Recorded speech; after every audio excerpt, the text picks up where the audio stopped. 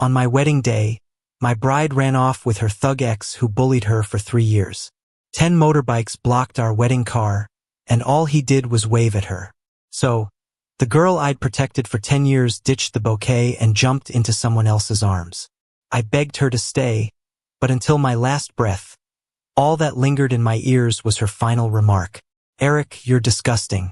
But what she didn't know was, I'm dying, and her beloved ex will make her regret it forever.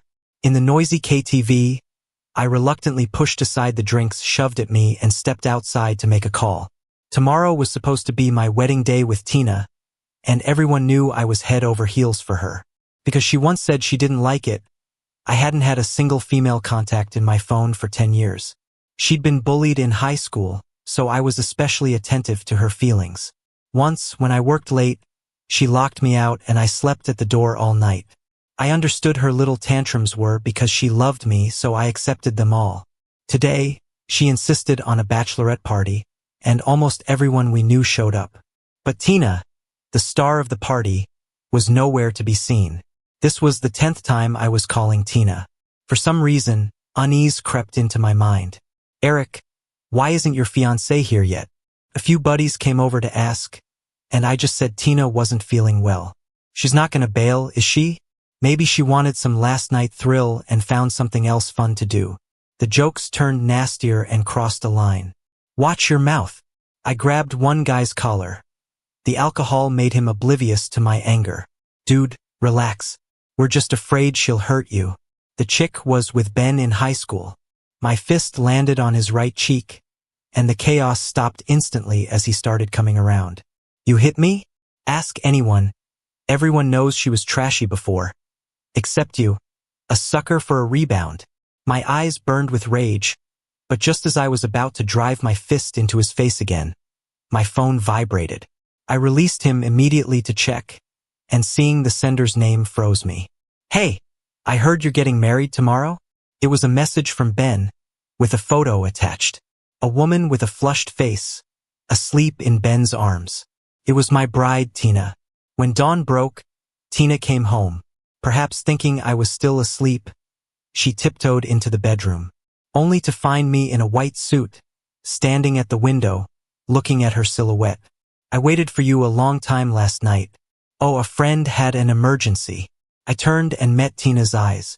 She shifted hers away, lifting her collar awkwardly. "You're still in touch with Ben?" I laughed bitterly, loosening my tie, and looked at her, my eyes filled with fatigue.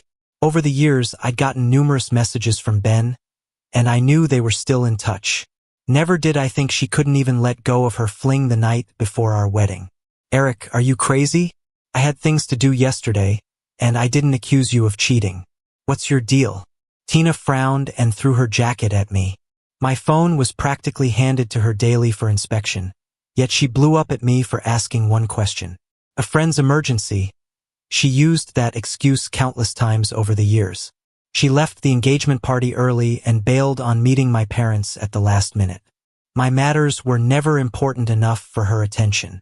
I never guessed her friend was the bully. Ben. "Tina, there's a question I've wanted to ask since high school. Do you even like me?" I asked, my heart sinking, and Tina's face froze, followed by a sharp slap across my cheek. I whipped around, and with the movement, her collar slipped, revealing blatant marks. But completely unaware, Tina continued her assault, berating me harshly. "Eric, do you know how much I despise your pathetic act? You make it seem like the whole world did you wrong." My heart clenched in pain as I struggled to breathe, cold sweat dripping down my back. Yet Tina remained indifferent, her words piercing me. "Every time we argue, you act like you're on death's door. You're not dead, are you? If you actually died, maybe I'd spare you a glance." The cold words from the one I loved hurt worse than 1,000 cuts. Despite all I'd been through in business, this was the first time words truly wounded me. "If you hate me so much, why are you with me?" My head pounded, and I could barely speak. "If Ben hadn't dumped me, you think I'd be with you?" My legs gave out and I crumpled to the ground. Tina huffed and walked out of the room. I loved the wrong person, entrusted my heart to the wrong hands. As sunlight danced on the engagement ring, I let out a hollow laugh. Not long after the engagement party, Tina and I took a premarital health exam. I've been busy working all these years, trying to give her a better life, but I had noticed something was off. My heart often ached, and I found it hard to breathe. When the results came, I couldn't accept them. All I could do was take medicine to slow it down. I never told Tina any of this, instead taking on even more work. Death scared me, but leaving Tina alone scared me more. If I died, Tina, as my wife, would naturally inherit my assets. She could have lived the rest of her life without worries. But Tina ultimately couldn't handle all that wealth. Although my relationship with Tina is on the brink of ending, the wedding must go on. Eric, feelings are our own matter. I can choose to let go of everything from before and forgive you. My parents are getting old now, and I just want them to see me get married and live a stable life. Tina's expression softened a lot. She still didn't notice my pale cheeks, just started talking about her struggles. After we get married, I'll do my best to live with you. You still love me, right? Tina, I just wish you would say something truthful. Tina let out a cold laugh and stopped talking. I held Tina's hand as we got in the car. The pain in my heart wouldn't allow me to feel too much emotion, but I was stuck in a whirlpool of agony. I couldn't lie to myself, even if Tina hurt me again and again. But love is not something you can just let go. I decided to believe in Tina one last time, gambling with my fragile body. The car was speeding, and Tina kept reminding me to slow down. But I couldn't hear anything. I was too scared. Scared that our 10-year relationship would end. Scared that one more second might mean a missed chance with Tina forever. At the last red light, when I was about to go through, it started flashing and then settled on a blinding red. Why are you in such a rush? I ignored Tina's dissatisfaction and kept my eyes fixed on the traffic light. When it turned green, I floored the accelerator. Screech. The sound of tires skidding on asphalt echoed loudly. My forehead slammed into the steering wheel, and I still couldn't believe what I'd just seen. When I looked up, 10 motorcycles surrounded the car. Ben took off his helmet, slowly raised his arm, and waved to Tina beside me. Ben. Tina called out with a bit of excitement, then coldly laughed at me. The look in my eyes turned from pleading to something almost threatening. I'm sorry. Tina shrugged off my grip with disgust and got out. I couldn't understand how I was feeling. It seemed as if I lost the instinct to keep my heart beating. A sharp pain overwhelmed my heart. It felt like I lost the ability to breathe. Tina left me once again. I unclasped my seatbelt, struggled to get out of the car, and fell to my knees. Tina nestled in Ben's arms, gazing at him with a longing she never showed me. Even though Ben bullied her in high school to the point of wanting to end her life. Even though it was me who saved her from the mire repeatedly. Seeing me kneeling, Tina hesitated for a moment. But Ben domineeringly wrapped his arm around her shoulders, cutting off her last moment of doubt. Eric, maybe this is destiny. Tina took a deep breath and shattered my hope with a calm tone. We were never meant to be. Now that I've met the right person, let's not keep tangling with each other. My heart throbbed with pain that seemed to transcend physical bounds. All I could do was keep begging Tina, pleading with her to come with me, to save me. Tina, you can't leave. What right do you have to leave? My emotions swung between anger and pleading, driving me near madness. Until she said, Eric, you're disgusting. In the minute I was dazed, Tina had already gotten on Ben's motorcycle. The exhaust spit out choking smoke, making it even harder for me to breathe. Suddenly, for a moment, I was clear-headed. Before getting in the car, I'd asked Tina to put on her wedding dress. Even without makeup, she still looked pure and beautiful like freshly fallen snow. My affection always found her beautiful. Felt like returning to that summer 10 years ago. I was so broke, hadn't eaten much in 3 days, and could only watch others eat buns with envy. At that time, Tina and I were just classmates who had never spoken to each other. Her ponytail swayed in the breeze, and the warm bun in her hand seemed to melt the whole summer. I accepted that bag of buns, swallowing down my bitter crush. I shielded her from Ben's fierce fists, getting up an hour early each day to pick her up for school. But on the night after graduation, I saw Tina and Ben embracing. How did we get here? I stood by your side for 10 years. From today on, we owe each other nothing. Before leaving, as she watched me crying and contorted on the ground, Tina sighed and took back the harsh words she almost said. In the last second my heart stopped. I remained motionless like a beached fish, unable to react. So this is what you mean by nothing owed. Tina's 10 years were youth, but what about my 10 years? Those who are loved have nothing to fear. Can they just step on someone's true heart? My death caught everyone by surprise. A sudden death of a groom on his wedding day and a missing bride. It's bizarre to anyone. For some reason, as soon as I died, my spirit left my body. Watching the arriving ambulance and concerned relatives, I felt nothing. I was a child who was trafficked. My early life was full of hardships, and only Tina gave me warmth. Now that I'm dead, it's like these vultures have a reason to pounce on my inheritance. I have no concern for worldly possessions. I just want to ask Tina why. What do 10 years mean to her? And what do they mean to me? Ben's motorcycle sped away, with Tina tightly clutching his waist. I noticed Tina was shaking. I used to drive slowly because Tina was terrified of speed. Yet now she seemed like a willow ready to snap in the wind. Her gown dragged along the road, fraying and losing its initial luster. But Tina didn't care about any of it. Every second with Ben made her lower her dignity and boundaries. Or maybe she simply had a harsher standard for me. Ben, could you slow down a bit? Tina yelled, her voice mixed with the ease of newfound freedom. All right, I'll do whatever you say, sweetheart. Ben smiled ingratiatingly. Nothing like the mean guy he used to be in school. Ben, I'm so glad you came to see me. If it wasn't for you, I'd probably be stuck with Eric forever. Tina whispered softly into Ben's back. Ben, you're the best for me. Ben, enjoying the flattery, turned slightly to tease her. What did you say? Couldn't hear you. I said, I love you. Tina cupped her hands around her mouth and shouted, laughter in her eyes. She looked like a 17-year-old girl smitten with a ghostly crush.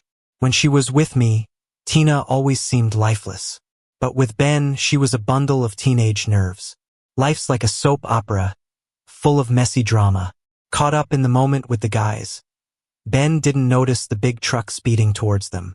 Watching Tina, so wrapped up in happiness, I felt like warning her. Not for any noble reason, just that if she died now, it'd mess up my reincarnation route. A loud crash echoed in the sky. I sighed, opened my eyes, and saw the truck pass right through my ghostly form, still charging forward. Lowering my arms, I turned back to the motorcycle. Blood flowed, soaking and spreading. Following the lines of her wedding dress, it spelled out a single word: karma. Tina was always sickly. Being with me didn't change that. I skipped classes and worked to care for her. But Ben was the reason she often got sick. Back in high school, he used to splash her with cold water during her period and put glue on her chair. On our 10th anniversary, Tina was hospitalized with a high fever. After watching over her for 3 nights, the first thing she did upon waking was go looking for Ben. I heard he ran into some trouble. I need to check on him. I never questioned or stopped her, just couldn't believe it. Why do people keep falling for those who bully them? Maybe love has no answers, just like my past with Tina. Snapping out of the memories, I watched Tina lying in bed, crying. When the truck hit, Ben instinctively changed direction, sending them into the bushes. Ben stayed true to form, cowardly as ever. When the bike dropped heavily, Ben landed on Tina, and a metal shard pierced her thigh. Tina, always so concerned about her looks, now had a long scar down the left side of her face. Compared to that, Ben was barely touched, probably just lost a few hairs. Nurse, has my boyfriend come by? It took several days for Tina to muster the strength to speak. She asked this question many times each day, but the nurse just shook her head. Watching Tina's hopeful eyes turn empty and tearful was tough. I sat by her bed, watching her stare at her phone. On the 27th call to Ben, he finally answered. Tina, why all the calls? You need to rest when you're sick. The noise of a mahjong game was loud, and Tina had to strain to hear Ben's voice. Ben, I'm in so much pain. Can you come be with me? Tina choked back tears, But Ben didn't care about her near breaking point. I'm busy with work. Take care of yourself. I'll visit when I get a chance. Okay? Cheers erupted from the other end before Ben hung up abruptly. The room was quiet again, just me and Tina. Ben, you promised to treat me well forever. Tina wiped her tears, her gaze like a dying star fixed on the window. When I'm gone, no one will ask if she's hurting, just endless indifference and reproach. Her tears of pain couldn't relieve my spite. I've lived a life too short, without seeing the ocean even once. So many regrets tied to Tina. But it was all just my wishful thinking. I didn't want to hear Tina's sobbing anymore. I decided to use my last moments to look at the world once more, even in spirit form. As I was about to leave the room, Tina's scream stopped me. Answer the phone. Why won't you pick up my calls? I saw her pressing the phone in anger, clawing at her hair. She kept redialing, but never got through. Finally, a sound came from the other side, and I saw relief wash over Tina. Then her voice, laced with tears and blame. Eric, where are you? Why didn't you pick up? I sighed with a bitter smile, realizing she only remembered me when she hit rock bottom. Too bad I was dead. No tantrum would bring me back to comfort her again. Eric, say something. Tina put her phone on speaker. I heard chaos on the other end. No reply. It must have been a relative who picked up my phone, taking her call. Tina was tortured by the silence, finally crashing to the floor. She was at her breaking point, switching between agony and frustration. In a harsh tone, she called out, Eric, what's with this silent treatment? Even if you're dead, answer my call. The world seemed to freeze. I watched her anger with a mocking expression. After a while, a response finally came through. Tina's face lit up with joy, but then it was a stranger's voice. Eric is dead. I recognized it as my uncle's voice, calmly recounting my death without emotion. Time stopped again. Tina's cold laugh broke the silence. Trying this sick trick to fool me? If you don't want to come, don't bother. He better truly be dead, she said, holding back her bitterness, addressing my uncle. Tell Eric, if he wants to fake his death, he should never bother me again. I shook my head with a sad smile, baffled by Tina's hate. My uncle then mentioned the exact time and details of my death. Tina's rage faded into disbelief. Impossible. Tina threw her phone at the wall. She couldn't take the constant stress anymore and started screaming hysterically. A few nurses and doctors rushed in from outside the hospital room and helped Tina back to the bed. In her struggle, blood gushed from her thigh. But she seemed unfazed by the physical pain, only pounding on her chest. I looked at the unconscious Tina, slightly amused. Do people who've betrayed someone's true feelings actually feel heartache too? In the end, I never got to see the ocean. I realized that the longer I'm away from Tina, the more my soul fades away. Honestly, I didn't think dying would leave me feeling stuck. It's frustrating. During the entire month Tina's been in the hospital, besides our mutual friends, almost no one visited her. Let alone Ben. Do you even know how much Eric loved you? Seriously, what makes you so special? Someone like you should end up alone and not go around ruining other people's lives. I watched my friend Mike, face red with anger, and couldn't help but feel a bit uneasy. Mike became my best friend after I started working. He used to urge me to break up with Tina. When I got sick, Mike was the one who took care of me in the hospital. Tina never knew about my illness, because every time I fell sick, she was busy being sweet with Ben. I call her when I felt terrible, but she never picked up. Just like my patience and sadness, Tina remained oblivious. She never worried about me disappearing or cared about my weight loss. How many days haven't you been home? Where have you been messing around? One day you'll die out there, and no one will even know. Tina trusted I'd always come home, but doubted my loyalty to her. In the end, she loved no one but herself. Watching Mike's reddening eyes and the silent Tina was just even more ironic. What was I thinking, treating trash like treasure? I don't know. After a long silence, Tina finally muttered something that almost set Mike off. He's not really dead. You all teamed up to trick me. Tina started throwing and smashing everything within reach. You never deserved Eric's love. For the rest of the time, it was Mike doing most of the talking, while Tina just sat there with a dark expression. God knows what she was thinking. In 7 days, it'll be Eric's funeral. If you dare, show up and see for yourself if he's really dead. Mike threw out those words and stormed out, slamming the door. I sighed at his furious expression. Tina always had this way of driving people crazy without saying much. The day Tina got discharged was my funeral. I was curious if she'd show up. She stood at the hospital entrance for a long time before limping towards home. I let out a bitter laugh. After all these years with Tina, it would have been better to have raised a dog. At least a dog shows loyalty. The sun was scorching today. Even though I can't feel warmth or cold anymore, the sunlight was still blinding. Tina walked for ages. I mischievously yawned while leaning on her back, making her steps even heavier.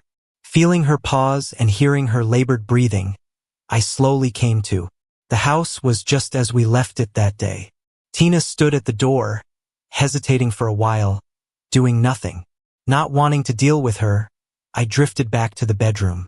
It wasn't until I heard the sound of glass breaking from the living room that I panicked and rushed to see what happened. Tina was standing barefoot amidst shattered porcelain, her eyes blazing with anger. Everyone's lying to me. Not a single person told the truth. In the empty house, she roared like an enraged beast. No one responded to her, so she got even more frantic, cursing out loud while searching for something. You owe me so much. There's no way you're dead. How dare you? Blood from Tina's feet left a trail on the floor, making her look like a ghost from hell. A notebook fell out of a drawer, and Tina froze for a second before picking it up to read. It was Tina's high school diary. In our sophomore year, Tina and I were put into different classes. Tina stayed with Ben, and I moved to a class on the top floor. Our desks became 3 floors apart overnight.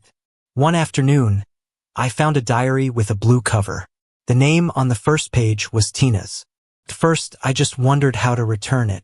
But gradually, it became a way to express my secret crush. I'd go out of my way to her favorite food stalls or the big tree she once sat under.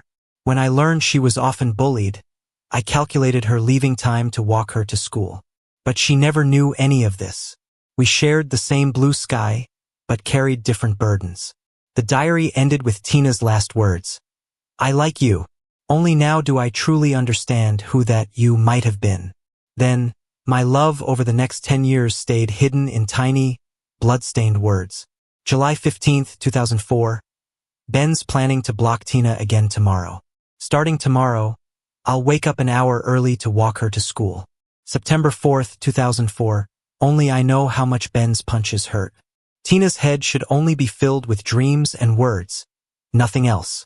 June 9th, 2005. The college entrance exams are over. I want to confess to Tina. But why is she hugging Ben? October 17th, 2005. Today is Tina's birthday. I just stayed outside the KTV to catch a glimpse. She looked gorgeous today. I hope she'll always be this happy. November 2nd, 2008. I ran into Tina. I wonder if she remembers me? The journal stopped at the day I reunited with Tina. After that, it was just my decade-long pursuit of her. Reading these words now filled me with sorrow and some sort of cynical amusement. Why you? I was lost in my own sadness when I heard Tina, voice trembling, mumble to herself. She seemed to be processing a massive deception, enough to shake her understanding of the world. In that moment, I felt like I could guess something. Dragging her wounded body, Tina rushed to Ben's house. Ben hadn't given her a key, so she had to wait outside. I followed her, feeling a bit uneasy. After a long pause, the door swung open, and there stood a woman I'd never seen before. Ben. The woman had a sly smile, and when she saw the pissed-off look on Tina's face, she seemed to understand everything and called loudly for Ben. Tina, what are you doing here? Ben still played the nice guy, but Tina wasn't having it. She threw a notebook in his face. What the hell is your problem? Ben seemed a bit pissed, but when he saw what was inside the notebook, he burst out laughing. What's so funny? Aren't you gonna explain this? Tina's chest was heaving, eyes filled with rage. I'm laughing at how dumb you are. My silly Tina. It's ancient history. What's there to explain? Ben ripped the notebook in half, and Tina scrambled to grab it back. Ben, you lied to me for 10 years. You were the one bullying me, not Eric. Why? Tina gripped her arm, trying not to cry in front of Ben. Memories started flooding back. What did I lie about? I just pointed out that someone had been following you. You happened to see Eric that day. You misunderstood. What's that got to do with me? It hit me that Ben never directly bullied Tina. He got others to do it. He'd swoop in afterward, pretending to play the hero. If I hadn't overheard Ben's plan, I might have thought he was a stand-up guy too. Ben seemed to enjoy recounting the story. I looked at Tina, who was pale and shaking with anger. Oh, you didn't know, did you? Not only wasn't it him bullying you, but he was the one protecting you all along. Got into so many fights because of you during high school. But you were too dumb to see it and thought I was the good guy. I didn't expect you'd marry him for revenge. You're something else. I suddenly remembered that snowy year when Tina was drunk and found me waiting at the alley for her. You're still the one I love most. You'll always protect me like before, right? That day she kissed me first. I thought she knew the truth back then. Turns out she was just drunk and thought I was someone else. Heavy rain poured down, finally clearing up years of misunderstanding. I saw Ben lean over and whisper to Tina, "You're the one who got him killed." Ben's laughter grew louder, and I swung my fist at him, but it passed right through. I watched Tina, who was frantically hitting Ben. We were the closest two could be, and yet we missed our chance because of a stupid misunderstanding. No wonder Tina looked at me with such disgust when we reunited. No wonder 10 years of trying wasn't enough to reach her heart. She never knew. To her, I was already dead. No amount of love could build a bridge to her. A train going the wrong way can't reach its destination. How could we meet? But it was never supposed to be like this. Lately, Tina's been waking up from nightmares every night. I lay by her bedside, tears falling through my hand and soaking the pillow. I don't know if I'm imagining it, but I often smell something rotten on her. She rarely leaves, barely talks to anyone. Except for me, the one who keeps her company without her knowing. When Tina's asleep, it takes me back to the days I walked her to school. Her ponytail shining in the sun, I followed her footsteps through the seasons. She never knew of my presence back then, and she still doesn't now. I'm truly her shadow now. One day, Tina woke up suddenly from a dream. Our eyes met for just a moment. "I'm sorry." She started crying, her gaze fixed in my direction. Then she picked up her phone and made one last call. Fireworks lit up the rooftop, like something out of a dream. Tina brushed her hand against the wall, her eyes full of longing. I glanced at where her hand rested. Tina is everything. Underneath those bold, wild letters hid the deepest confession. I wrote it in freshman year. No idea when more words were added. As we've graduated and grown older, someone else is now young. "So, you're here early?" Ben's voice shattered the silence. Tina snapped out of her daze and stood up. "You said you got Eric's inheritance?" Tina nodded, and greed flashed in Ben's eyes. "Yeah, like you said on the phone, we split it 50-50, and I won't bother you again. If not, watch out, murderer." I looked at Tina, unsure of what she was planning. "You can have the money, but I need to ask you something." Tina leaned against the railing, the wind tousling her hair from her thin face. Ben sighed impatiently. Did Eric know about any of this? Tina's voice was trembling when she asked. Ben just looked annoyed, spitting on the ground. "All he ever did was chase after you. If he knew, he wouldn't have gotten himself killed. I regretted dying too soon. I should have pummeled Ben good." Ben kept talking, trying to dump all the guilt on Tina. "Second question, how did he die? His family won't take my calls." Tina choked out the words after struggling for a while. Ben chuckled, like it was the funniest thing he'd ever heard, and finally caught his breath. "Heart attack. Guess you pissed him to death." I felt embarrassed by that cause. Should have just driven back and run them all over instead. With the three of us, two alive, one ghost, one gasping for air, one annoyed at my death, Tina just stood there silent, head down. "I'm done asking questions. The money's in the bag." Tina pulled out a big bag from behind the iron gate, and Ben's eyes lit up as he rushed over. This guy sure is worth a fortune in his death. Ben rubbed his hands together excitedly and opened the bag, but instead, dozens of colorful butterflies flew out. Watching them soar for a few seconds before settling, I realized something. Those were the plastic butterflies I secretly placed in Tina's desk for her 17th birthday. I made 100 of them, wishing her a long life. Looking back now, it seems kind of funny. Are you playing me? Ben finally turned around after a few seconds of stunned realization. The moment he spun back, Tina, who had been waiting, stabbed a dagger into his heart. You. Ben's eyes widened, but they were blocked by a mouthful of blood. Tina quickly withdrew the dagger and plunged it into Ben's throat, slicing downwards. It's all over. As she let go, Ben couldn't help but fall back. Tina's face was spattered with blood, and she let out a few wretched sobs from her throat. The image of her in my memory became increasingly blurry. Watching Ben take his last breath, Tina called the police. She stared at the words on the wall for a long time, quietly repeating to herself, "Tina is the rest of my life." Finally, she pulled out the dagger still embedded in Ben's body and slashed her own palm. Blood is the most beautiful paint in the world.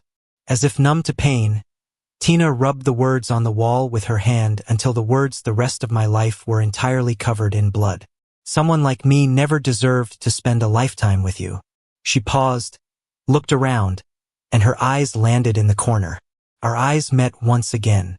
A gust of wind passed, and Tina suddenly laughed, almost as if relieved, her blood-stained palm rubbing against her cheek, blending with her tears. Tell me, was there ever a moment we loved each other? After being with you for so many years, I've often been scared. Afraid I'd truly fall for you. Afraid I'd forget the pain of being bullied in the past.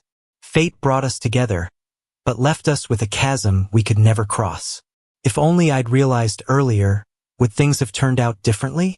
Before she finished speaking, the sound of sirens became clearer. There are too many regrets in this life. If there's a next life, I won't bother you again. Footsteps descended in the stairwell, and Tina stopped talking. As she stood on the platform and looked at the bustling crowd below, Tina sighed and stepped back. She picked up the blood-drenched dagger at her feet. The moment the police burst in with guns drawn, Tina slashed her neck's artery with the dagger. I instinctively tried to rush over to stop her but ended up grabbing empty air. Vivid red blood passed through me, and for a moment, I felt warmth again.